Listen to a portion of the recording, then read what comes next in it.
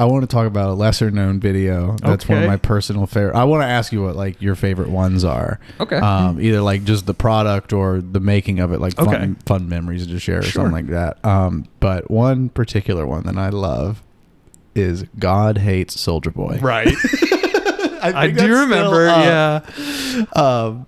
I've watched it because there are to every few, like I don't watch them all every day, like, you know, reliving my old high school days or anything, but there will be time to time where I'll get into watching one and it'll just lead to me rewatching one. And that's one I probably watched a year or two ago and then just like laughing at it, but still just like, what were we doing? Yeah. What were we thinking back then? Like, why did we like, who was this for even? Right. And I think that was the best way to make things. Yeah, I agree. I miss that like true not giving a fuck about like, it was just like, we're entertaining ourselves and if you like it, then awesome. And I feel like so much more people responded to that. Yeah, so much more people liked it when it was like that.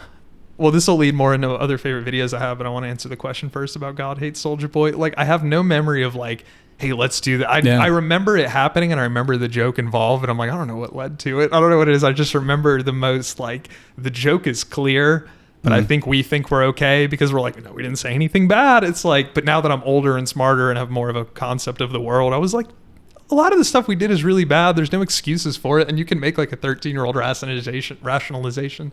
But... Well, yeah, that was another. Was there something specific about that video? No, like else just no. Yeah. I think it was just a really like stupid, silly video that to me, it's one of those ones that still holds up. Like I think so. To me, yeah. I mean, my only qualm with it is technical. It's like I wish I would have recorded your voice better. I think it was like I had the mic right by me, and then like you were off to the side. Yeah, the audio but you could be saying the same thing about this podcast. It might be an innate. This is at least an bad improvement. feature of me, you know. Like I mean, you have to be like back here. Yeah. Okay. Well, good. Yeah.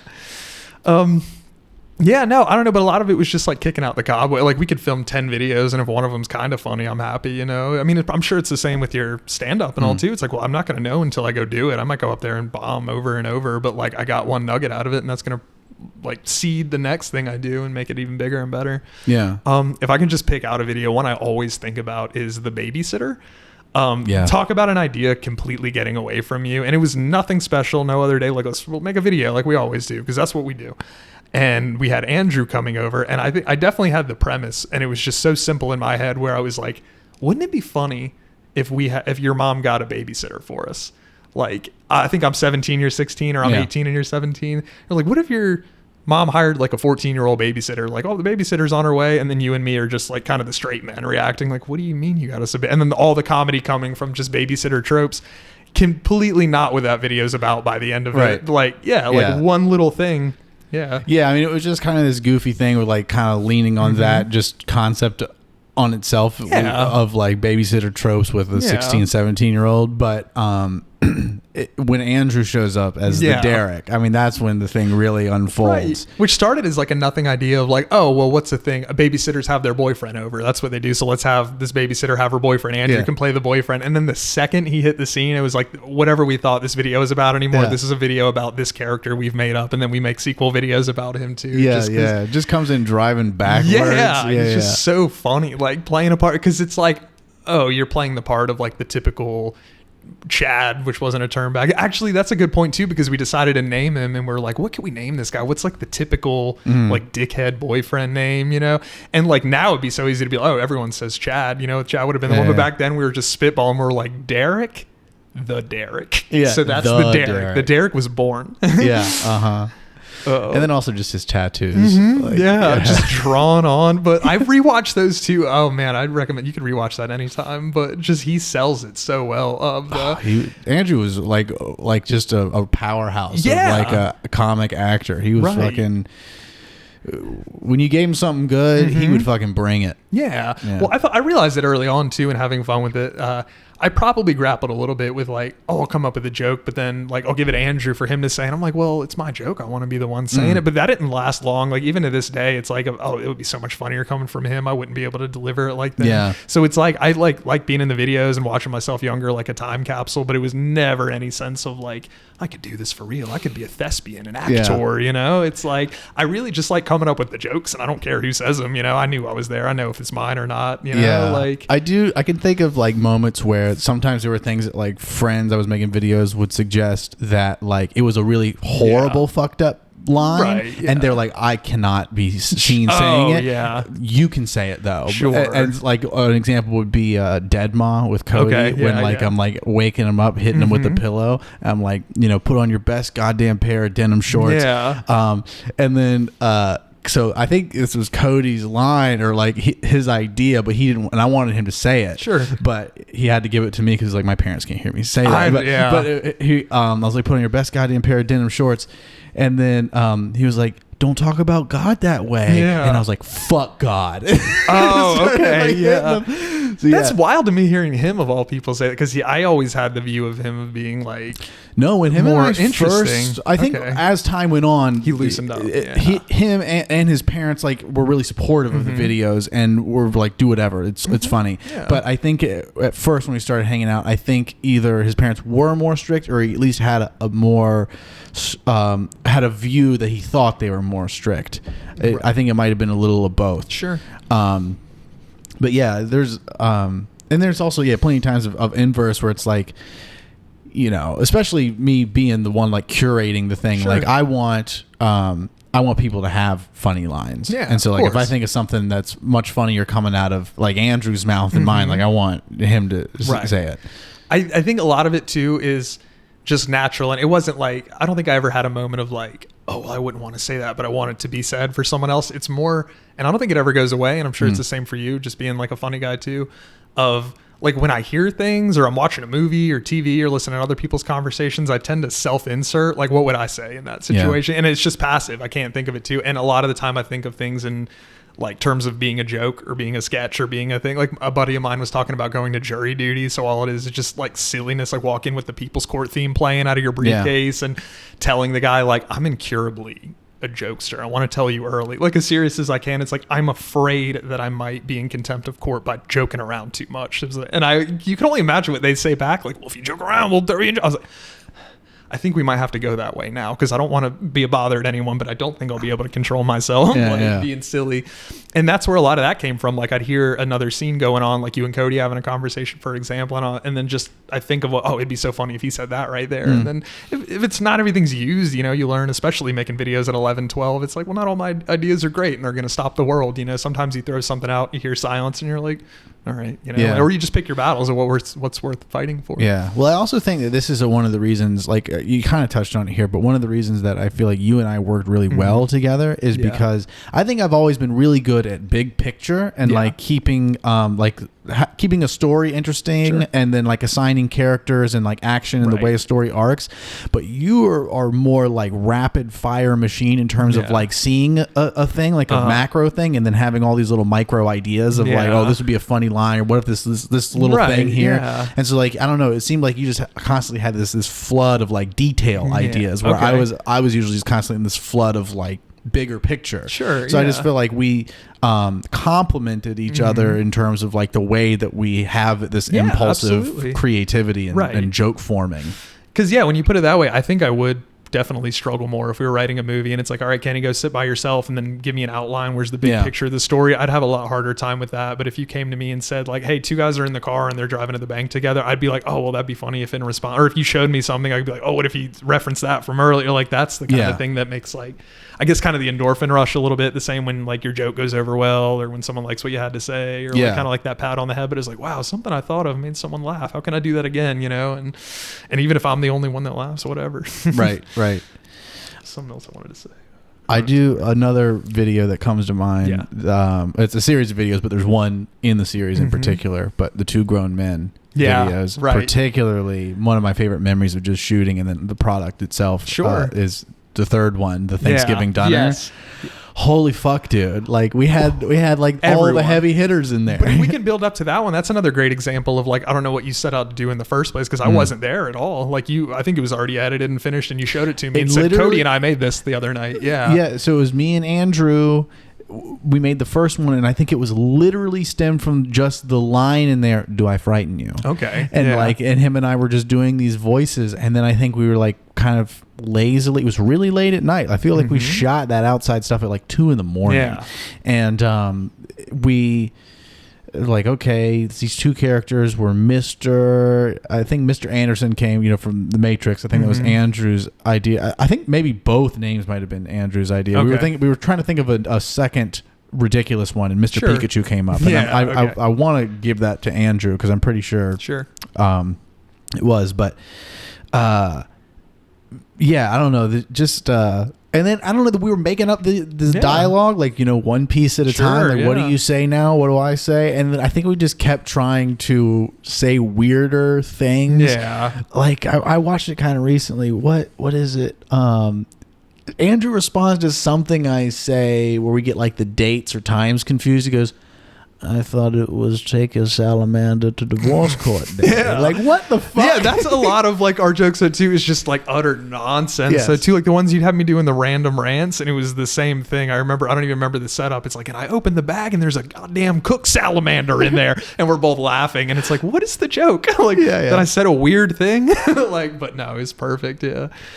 The second one is where I got involved too, and that's when I played the role of like the guy who doesn't talk, the typical silent one, just weird expressions and all that. Mr. Driver's License. Yeah. Very ironic because I'm the least likely to drive anywhere. God, that's why I haven't been around. But the third one is where it all culminated really with having everyone there at that and again, dude, Andrew, you could just like, I hope we just have an isolated YouTube segment of like Kenny and Cameron reminisce about their old pal Andrew's talent, like, because you watch that and just like how he chooses to say certain words, like, I'd like to have you for my Thanksgiving dinner, like it's almost like a song or a rhyme, and I just like can listen to him all day just go on like that. Well, I mean, he was just like a natural. He was just like a fucking natural. Like, especially like with the raps too. Like, it was like, I feel like most of us, when we were at least first starting, I know me in particular, like was bad at rapping, like, bad flow, and Andrew was fucking like immediately good at it. Right. And but as far as the acting and fucking Two Grown Men 3, the Thanksgiving dinner, like having Jake play Cousin Timothy's nephew, and just like, I don't know, he was kind of partially the straight man in this weird family, but he was still like very weird, very funny and weird, like sassy Jake. Well, the thing about Jake too is like a lot of it is like work with what you have. If you have a car, you'll probably have a car in your movie, but it's like we knew Jake could make himself cry. So I feel like almost use that a lot. Any video with Jake in it, he might be crying at some point because it's just like, well, I know he can make himself cry. Let's get him to do that, and just him too. But he's another one too. It wasn't like, oh, the camera's on him and here he is. Like in class, one of my funniest thing I've ever heard Jake say was like he would like play the role of a teacher's pet. Like we all knew it was a joke. Everybody would be laughing, and then he would just out of nowhere be like, all right guys, calm down, quiet down, like, and it always got me. Or just like stopping the teacher dead in her top to get you, like, can you move him please, he's distracting me. And I don't know. He was he was like that to a fucked up degree too. I was like, dude, stop! I don't want to move. Right? Talk about like, I find like most people like it's just so hard to find someone's like, no, he's not. You could find funny things about like everyone's smart in their own way. I think most people are funny in their own way, and especially when they find what works for them and keeps it going. Because like Jake, that was like I could repeat everything he said in the class I went to after that, and it wouldn't have been funny because it was coming from me. But Jake just had that way of selling it. Like, I'm so flustered and bothered right now. Yeah. Oh man. That's another one to get into is fucking make an awesome show. I know you heard a little bit of that conversation because you just watched the Will's podcast. I did. I had more to add too, actually, because it was great. I think you were polite and skimmed over it, but I think you did a good job of saying that it was like, all right, you guys are already making your videos, kind of run loose a little bit, have fun. And the thing I wanted to talk about was doing the school news, like the Cougar View, and like, I'm sorry to, talk poorly of every class before us, but I watched it in class and it was the same thing year after year, like people giggling and happy to be on camera, tee-hee, what's for lunch? Tee-hee, what's the weather? And it would just get old. So when we took over, we were like, we already are silly and we're going to make videos. Let's like put our all into it to the point of getting in trouble and getting called to the office. We couldn't be anchors on there. Every time they tried to have like you, me, or Jay on there, that like eventually Ms. Lloyd was just like, you guys can't anchor anymore. Keep doing Man on the Street. That's fine. Just no more announcements. And awesome for you show guys. too. But do you know the funny thing about that is, as an adult now, I can look back and completely see it from their side. It's like of course we were being silly. We were obnoxious. We treated it like our own variety show hour. But it was a fucking minute and a half. But the fun thing about the day. But how we handled it was so funny because they came in there and gave a big speech to our class of like, oh, you you guys got to tone it down. We need it to be normal. You're being too silly. So I don't know if you remember this. Remember that speech. I remember this. They came into our class and told us that we were being, too silly, too rambunctious, and we're going to have to pre-record it every day. The principal gave this speech. Oh, okay. Yeah. I do remember this. But here's how we decided to handle it as like, a unified student body. We said, all right, you want normal news? You got boring news. So we went right back to how it's always been. Today for lunch is this. Today the weather is this. To the point where they almost didn't know how to say it. The teacher was like, you guys, you got to put a little more life into it. And we're like, which way do you want it then? Do you want us to have fun and do a good job, or do you want us to just be boring and stupid?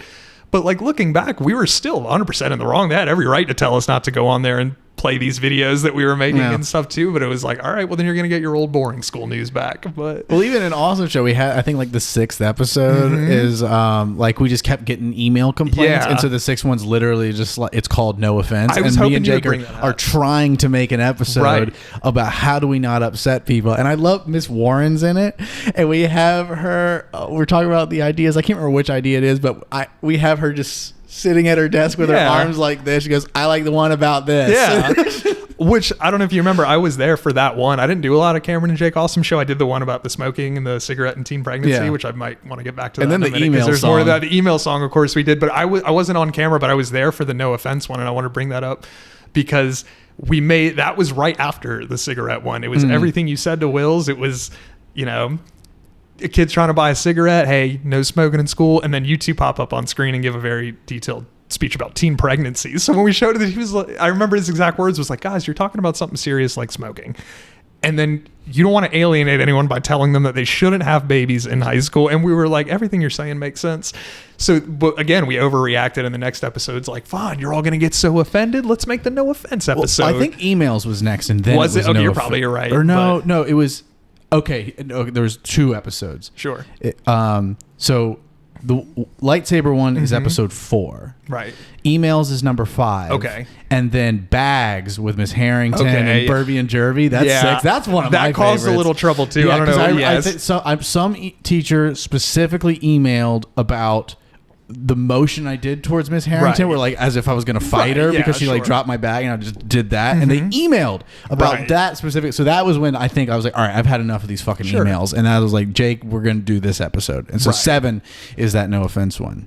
But I remember doing the No Offense together because that was our response. Like, you're all going to get so offended. We'll do an episode about how everyone's offended about everything. And I remember showing it to our broadcasting teacher, and then she was like, of course, no, you're not going to put this one. We never aired that one. Yeah. She's like, you were literally ridiculing the teachers to their faces. You were being mean to you. But that teacher was great too. And I do remember that specific moment because it took like directing from your part to get her to that level of weird. She's like, oh, I like the one about, what was it, manners? Like, I like the one about happiness or whatever. Yeah. And then I like the one about, I was like, can you do a little more like dry? And then to the point where you had her just straight, I like the one about happiness. Yeah, like that's how we joke around here. Oh man. I like the one about the song about happiness.